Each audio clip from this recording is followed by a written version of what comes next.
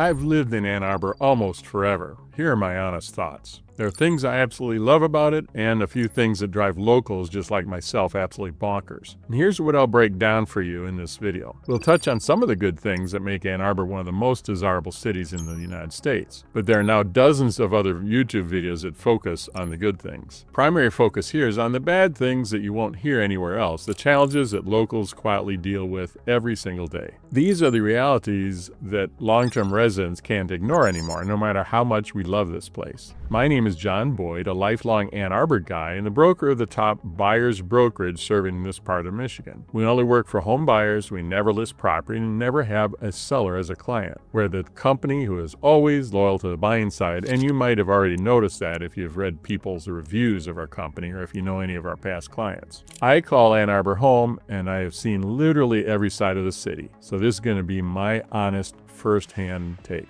Let's start with something a lot of relocating buyers aren't thrilled about: the weather. We have 4 seasons here. Real tornadoes, but mostly warnings and watches. Real snow, real gray days with ice, slush, and dirty snow. And finally, real spring. And those gray, slushy, dirty snow days sometimes feel like they last for weeks at a time. If you find a house here with a long or steep driveway, you'll probably want a 4-wheel drive vehicle with high ground clearance in your garage. We don't have deep snow every winter, but we do have major snowfalls most winters. There's at least an inch of snow on the ground for about 60 days each winter, and there's typically 10 inches or more of snow on the ground for about 7 days each winter. We also have summer humidity, lots of it. But the variation makes life interesting. My late mother absolutely loved the fall here. She loved seeing the colorful leaves, and she loved being outside in the brisk weather. Before she and my father moved here, my father was also considering a job offer in Florida. My mom told us many times how glad she was that they decided to come here, and having 4 seasons was a big part of that. We also have lots of parks in Ann Arbor, with 15 parks in the city,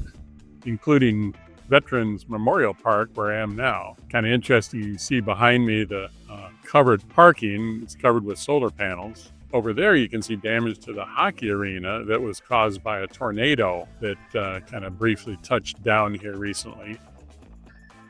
And this is a beautiful park, one of 15 parks we have in Ann Arbor. And in the greater Ann Arbor area, there are many other parks and hundreds of acres of space.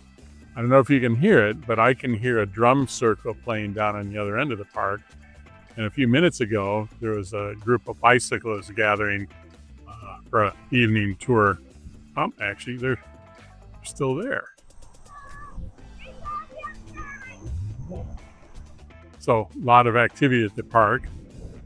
Right now there's also a pool open the other side of the hockey rink. And gosh, this is August, so earlier in the summer on a weekday night, there would have been 4 baseball fields full of softball activity. So it's a very large, enjoyable park right in the middle of the action over on the west side of Ann Arbor. Speaking of the greater Ann Arbor area, probably half the home buyers we work with these days do some level of remote work. This opens up a lot of options to live further from town or to live in this area while working for some of the larger companies in the Detroit area. Back to Ann Arbor. The biggest industry in Ann Arbor is education. And I went to Abbott Elementary School when I was a kid. We have 20 different public elementary schools in Ann Arbor and 20 different non-public schools. And I remember this playground equipment from when I went to Abbott Elementary School. But I'll tell you, back then, this was a lot taller. Our children went to the Rudolf Steiner Lower School. Rudolf Steiner was kind of a visionary, and he had a very different philosophy of teaching young children. Kind of revolved around the idea of getting children interested in learning before they actually needed to learn anything. With a Steiner school, there's always a risk that your children would be behind their grade level in performance if they moved back to a public school before about the 4th grade. When our children were here, we met some families that moved from other states so that their children could have the Steiner experience here in Ann Arbor. Choosing a school is always a trade-off, and we had great experience at the Steiner School, but it also was not perfect. Swinging up to high schools, there are 5 public high schools in the area at the tower there, and 5 non-public high schools in the area. I'm out in front of Pioneer High School here, which is actually the high school I went to. My wife went to Huron High School over across the river, and then a couple of years later, my children graduated from Pioneer High School here also. This location is on West Stadium Boulevard and Main Street, and it's kind of an interesting location because it's actually diagonally right across the street from the Michigan Stadium. You can see in the background there, the Big House, the largest college football stadium in the country in terms of number of seats. Actually, it may be the largest stadium in the country in terms of seats. In any case, it's a thrill to be in the Michigan Stadium during football games, and it's fun to be outside. I remember in high school, one Saturday, I was parking cars here for the football game, and it was some kind of fundraiser. I don't remember why, but it's exciting. I also played in the Michigan Marching Band, and entering through the tunnel, playing the entrance sequence was a lot of fun, very exciting. We have 3 degree-granting college options. The University of Michigan, where I spent 5 years of my life, Eastern Michigan University, where one of my brothers graduated with a 4.0, and Washington Community College, where I took classes as a young adult and where I plan to take some more classes when I retire. They have a great program that provides tuition-free classes for residents of the county who are 65 years or older. Education-wise, there really is something for everybody here. However, living in this university town does have its downside. One is that the University of Michigan is constantly expanding. It pushed my favorite burger joint out of its historic location. It also expanded over the store where I used to buy electronic parts when I was a kid. That said, the replacement for the lumber yard is an amazing new southern campus, as you can see behind me, that's about to open up. All things considered, I guess that's a pretty good trade. That's going to be pretty spectacular. And I think that makes up for the 30-minute drive to the nearest real lumber yard we have now.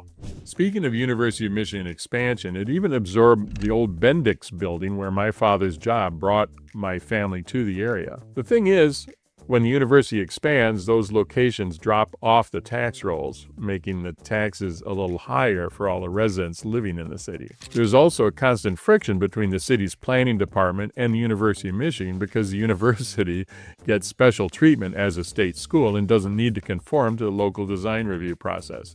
They just build what they want, where they want it. Another downside is that college students usually only stay in the area for 4 to 6 years. There are roughly 87,000 college students in an area of about 370,000 residents in the city and nearby towns. Nearly 1 in 4 adults in the Ann Arbor metropolitan area is enrolled in higher education during the academic year. That concentration is among the highest in the United States. The downside is that those students can vote and have a significant influence in the government's direction, then leave town before the damage shows up. That's kind of a joke, but it may be the kind of joke only people in college towns can appreciate. Bringing this back to the reason you're watching this, real estate. I personally purchased 9 different houses in the area back when my wife and I were real estate landlords. To be clear, my engineering job gave us the income to be able to do that. That was before I was actively helping home buyers. In fact, we sold the 8 investment homes to have the capital to open our exclusive buyer agency. All those experiences are just some of the reasons why I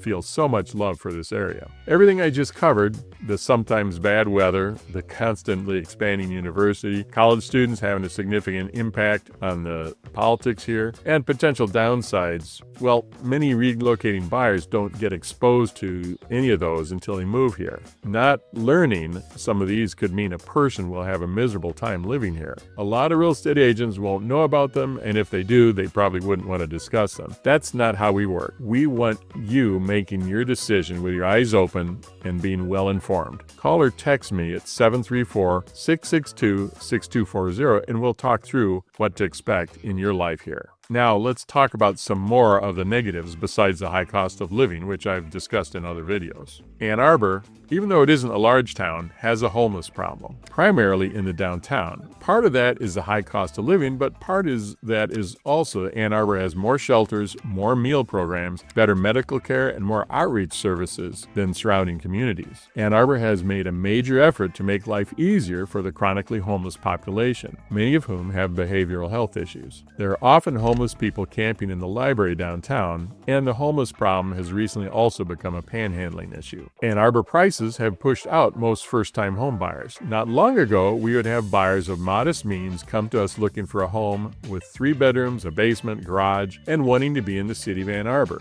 These days, that basic home is now well over $400,000, and it usually won't have bedrooms large enough for a king-size bed or a modern kitchen. That situation may still work for some first-time buyers, but we find a lot of them prefer making the 20 or 30-minute commute for a larger, more modern home outside the city. Another annoying aspect of Ann Arbor for some people is a general cultural aversion to hunting and any discussion of the Second Amendment. Because I grew up in Ann Arbor, I was very naive about hunting and fishing. It wasn't until my mid-30s that I realized a lot of people take hunting very seriously. The company I worked for then had a lot of technicians doing production assembly and testing, and I was totally surprised when the shop emptied out at the start of hunting season. Prior to that, my primary exposure to hunting season was from a Bugs Bunny cartoon. I didn't realize that every fall, hundreds of thousands of avid Michigan hunters would make the trek to the woods, usually somewhere up north, to shoot the big critters. If you're a hunter coming to the area, you may want to be a little careful about who you talk to about the subjects of hunting or the 2A. I've heard that describing yourself as an outdoor person is much safer and that is less likely to get you into political debate than describing a recent hunting trip. I'll add another really good aspect of Ann Arbor you may not have heard about. Since our major industry is education, the area is fairly sheltered from extreme economic swings many parts of the country feel. During an economic downturn, many people decide to take time to further their education. That means the demand for our primary industry stays fairly stable. Washington Community College tends to see the largest increase because it's relatively inexpensive and offers a lot of career-oriented programs.